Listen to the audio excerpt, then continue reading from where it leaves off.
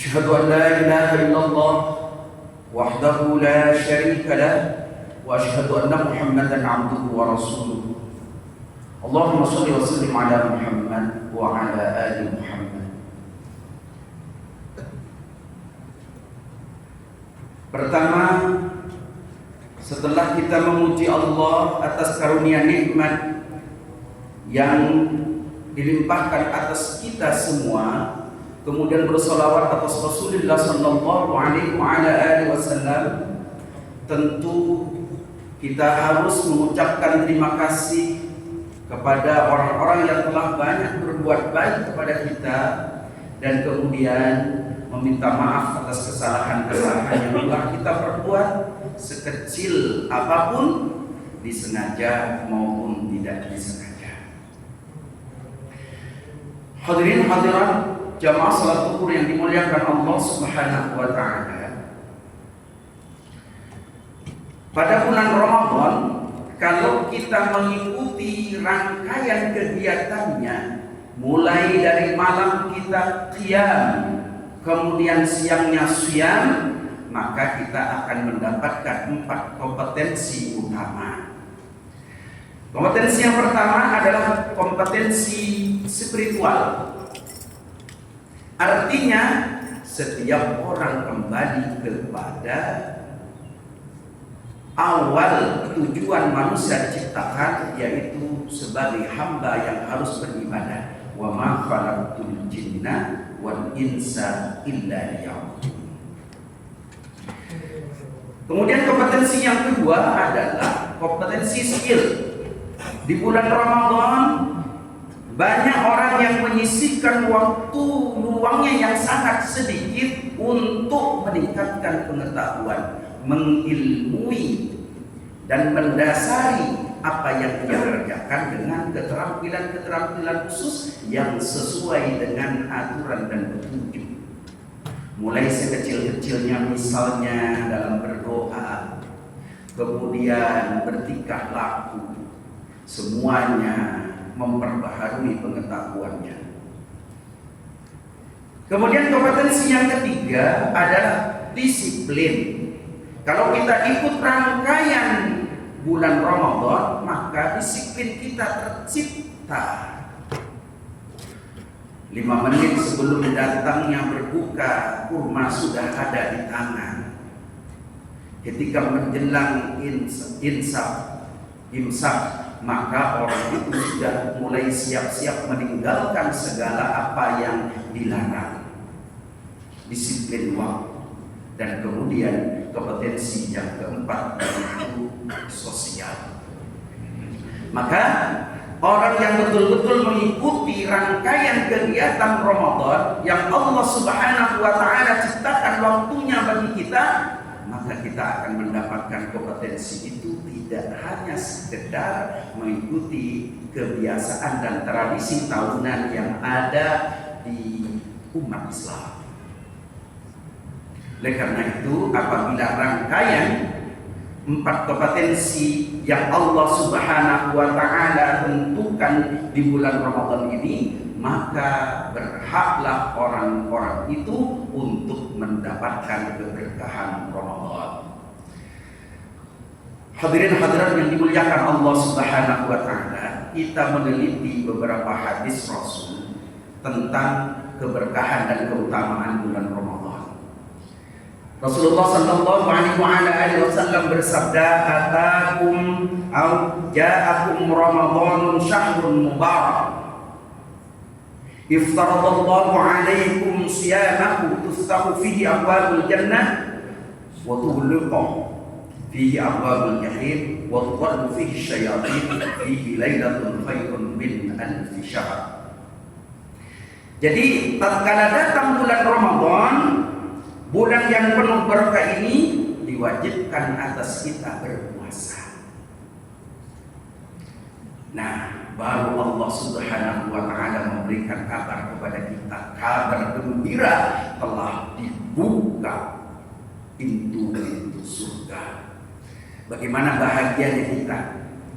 Kita harus bayar mahal saja untuk masuk ke Dufan, tidak peduli. Karena apa?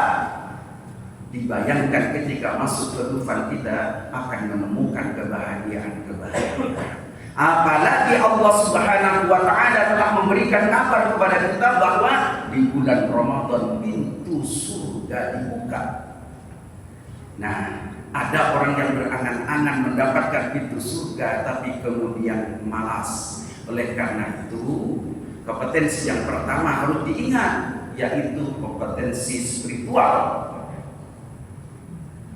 Untuk mendapatkan surga itu tidak cuma-cuma, kita harus mujahadah, bersungguh-sungguh. Kita harus memenuhi keterampilan pengetahuan kita dengan ilmu, dan kemudian harus tepat waktu, disiplin, dan juga kita harus menjaga aktivitas sosial kita. Karena apa? Banyak yang ingin mendapatkan keutamaan Ramadan tapi malas. Nauzubillah. Jadi beberapa keutamaan yang bisa kita sebutkan di sini minimal kita temukan ada 10. Yang pertama adalah keistimewaan bulan Ramadan itu terbukanya pintu-pintu surga dan ditutupnya pintu-pintu neraka. Artinya kita dijauhkan dengan kenikmatan, kita didekatkan dengan kenikmatan, dijauhkan dengan kemadaratan. Karena apa? Surga tempat yang nikmat-nikmat, neraka tempat yang sengsara-sengsara. Kemudian yang kedua, keberkahan bulan Ramadan itu adalah membebaskan penghuni neraka di setiap Ramadan. Artinya minimal siksaannya diringankan. Oleh karena itu bahagia orang yang hidup di bulan Ramadan, kemudian dia dapat memanfaatkan hari-harinya, malamnya dengan giat, siangnya dengan siap. Jangan ambil sebelah. Dia rajin beribadah di malam hari tapi siangnya tak puasa. Atau sebaliknya, dia tinggalkan qiyamnya di malam hari tapi dia bersemangat menjalankan puasa. Harus dua-duanya itu ibarat dua sisi mata uang yang tidak boleh dipisahkan satu dengan lainnya. Malam dengan qiyam, siang dengan siang. Agar apa? Nanti kita betul-betul mendapatkan kenikmatan surga itu. Dan bagi orang-orang yang sudah wafat, Allah Subhanahu wa Ta'ala meringankan atau memberhentikan siksaan yang ditimpakan kepada mereka. Kemudian yang ketiga, terkabulnya penebusan dosa. Artinya apabila ada orang yang mohon kepada Allah Subhanahu wa Ta'ala ampunan, diijabah oleh Allah. Sebagaimana dalam hadis Muslim, Rasulullah sallallahu alaihi wasallam bersabda, "As-shalawatul khamsu wal jumu'atu ila al-jumu'ati wa Ramadan ila Ramadan mukaffiratun ma bainahunna idza ijtanabat al-kaba'ir." Jadi macam orang sholat 5 waktu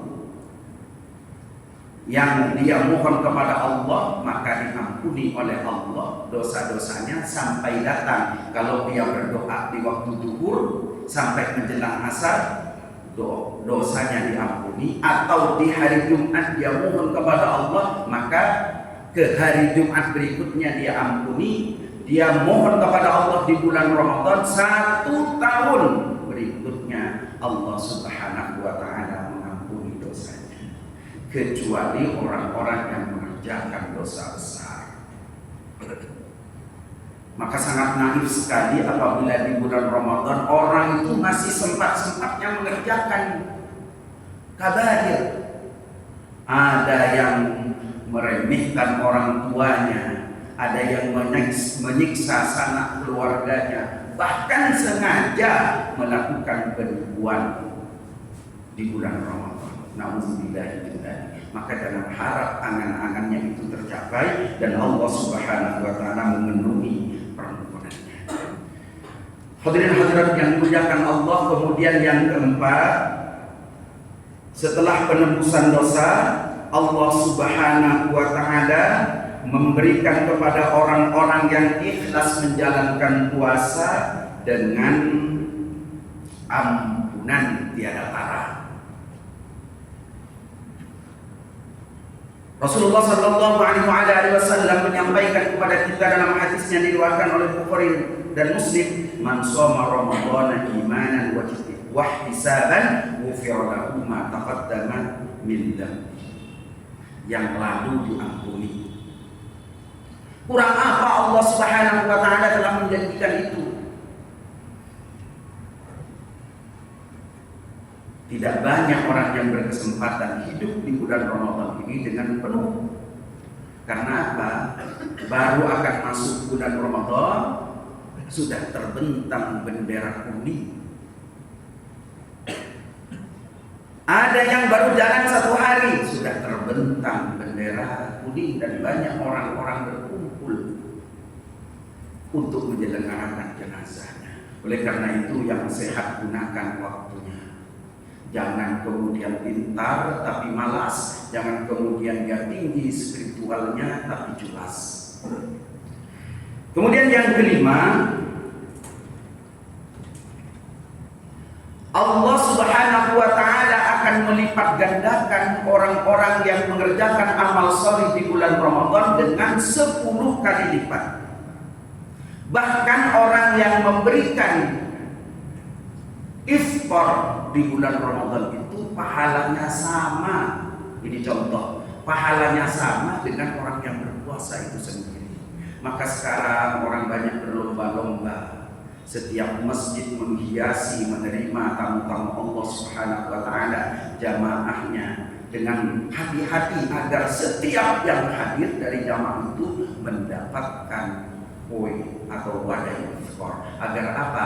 Agar orang-orang yang datang itu juga sama menikmati kebahagiaan sebagaimana Rasulullah sallallahu alaihi wasallam sampaikan, lis-shaimi farhatan, bagi orang yang berpuasa itu 2 kebahagiaan. Kebahagiaan pertama adalah ketika dia berbuka, kebahagiaan kedua adalah tatkala dia berjumpa dengan Tuhannya.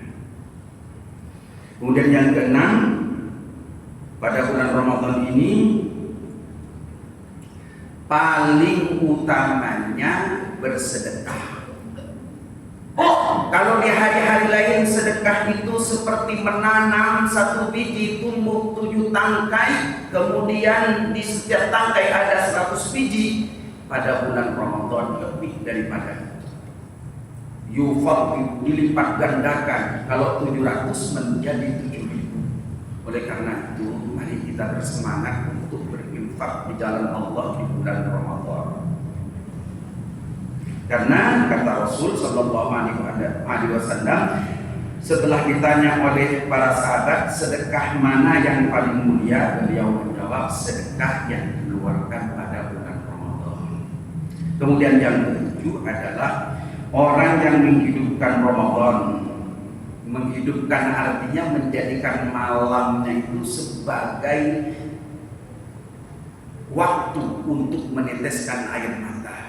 Rasulullah menyampaikan kepada kita, ainani la yatamassuhuman naru abadan, 2 mata tidak akan tersentuh api neraka, yaitu pertama mata yang yang hidup di malam hari, yaitu dalam rangka takut kepada Allah, dan kemudian dia menjaga matanya agar tetap senantiasa berada di jalan Allah. Maka malam jangan sampai digunakan untuk hanya tidur atau bermain, menyia-nyiakan waktu.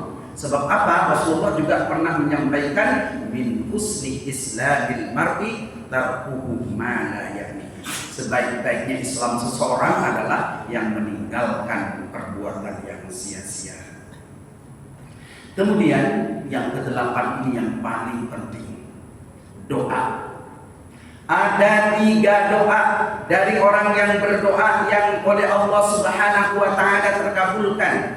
Doa yang pertama, dari orang yang berpuasa, doa yang kedua dari para musafir, dan doa yang ketiga orang yang terzalimi. Rasulullah menyampaikan thalasu da'awatin mustajabatin, da'watus sha'im wa da'watul musafir wa da'watul maqlub. Oleh karena itu hati-hati dengan doa orang yang ketiga ini. Allah Subhanahu wa taala langsung mengijabah doanya. Maka kemudian yang terakhir, yang ke-10 adalah orang yang melaksanakan umroh di bulan Ramadan itu melaksanakan haji. Apa yang kurang? Allah Subhanahu wa taala telah memberitahukan hal ini, dan ini bukan janji kosong. Kata anak-anak sekarang, bukan omong-omong. Ini pasti Allah Subhanahu wa taala memenuhinya, mengabulkannya.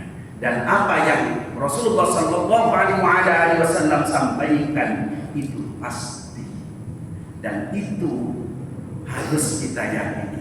Jangan kemudian remeh terhadap hal-hal yang semacam itu. Oleh karena itu, Bapak dan Ibu yang dimuliakan Allah Subhanahu wa taala, mumpung kita dalam keadaan sehat walafiat, kita punya waktu yang luang, dan kemudian kita punya kesempatan, maka jangan sampai waktu luang kesempatan itu berlalu begitu saja kemudian membahayakan diri kita. Na'udzubillah. Terima kasih atas perhatiannya, dan maaf atas kesalahan dan kehilafan serta kedhaifan. Itu semua datang dari diri saya, dan apabila ada kebaikan itu datang dari Allah Subhanahu wa taala. Hadanallahu wa iyyakum ajma'in. Assallu minallahi fadlun wa basyiril mu'minin. Assalamualaikum warahmatullahi wabarakatuh.